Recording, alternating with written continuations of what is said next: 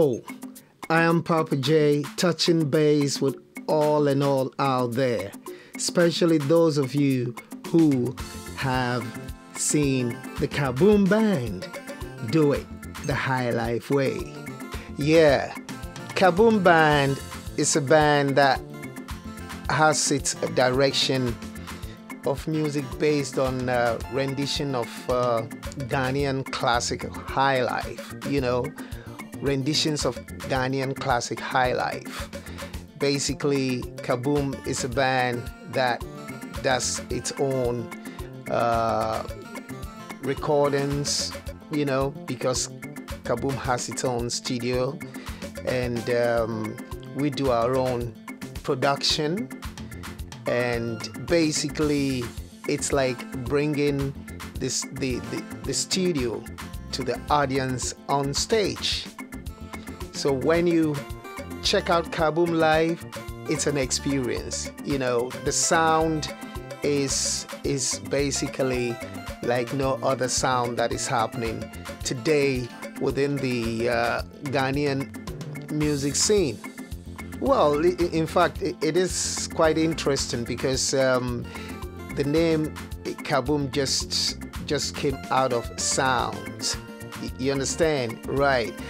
And the band, as it is made up of vocals, rhythm, backing tracks, live keyboards, and live percussion.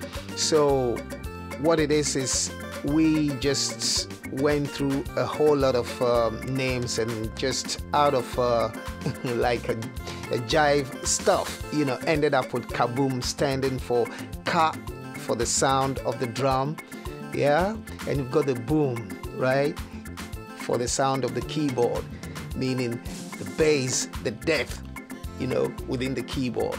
So you've got Kaboom. You understand?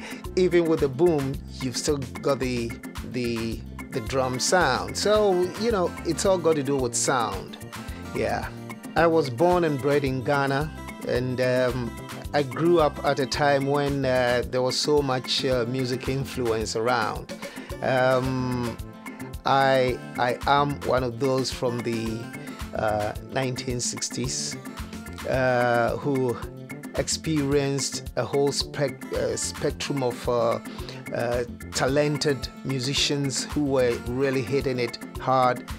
But one of the most beautiful thing about their talent within the music scene was they were based basically on the roots of the highlife music. And the highlife music is the type that holds a whole lot of jazzy influences, that brings the whole color of the music of highlife into a particular mode where we as Ghanaians or Africans easily get ourselves acquainted with, because you've got the fusion of the traditional rhythms in terms of the drums, the percussion, and then you've got the overheads of the guitars, which has got a jazzy kind of feel, although the very basic is also traditional. And then you've got the bass style, a fusion of Ghanaian traditional with a jazzy feel, and then all the icing on the cake, such as the horns and stuff like that, and not forgetting the melodies within the vocals. I'll try and be brief. In fact, my music life started as a cultural drama, right? And that was way back in the secondary school. But I've always been interested in the mainstream commercial music that involved certain instruments that were not incorporated in the traditional drumming thing. So it just happened that I took to teaching myself to play the drum kit, the Western style and stuff like that. And of course, I was also very interested in vocals, which I took up as well. And therefore, at this moment in time, you know, I'm a singer-songwriter, a kit drummer, multi-percussionist, and a producer as well. Yeah. You are in control, you are in charge. Well, I mean, it is quite interesting you should say that, because let's not forget that my musician or my professional music life started somewhere in the mid 1970s. So all the influences that I had, for me,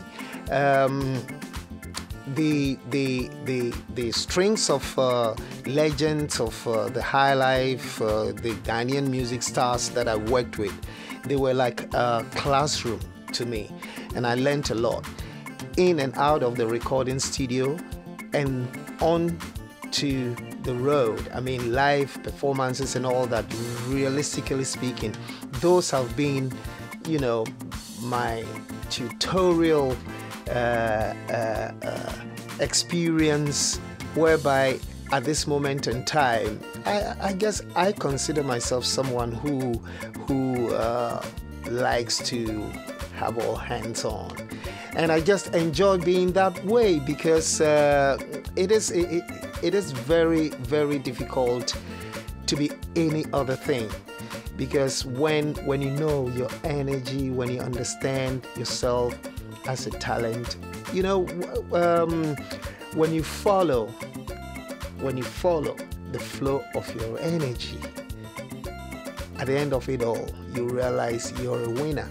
And winning to me doesn't mean becoming a superstar or something like that, but the fulfillment, you know, it is a highest vibe within music that you know, none can explain but just the musician, because the fulfillment you get is almost like a reflection of what is yet to come, and that is, you know, that is passed on to the audience.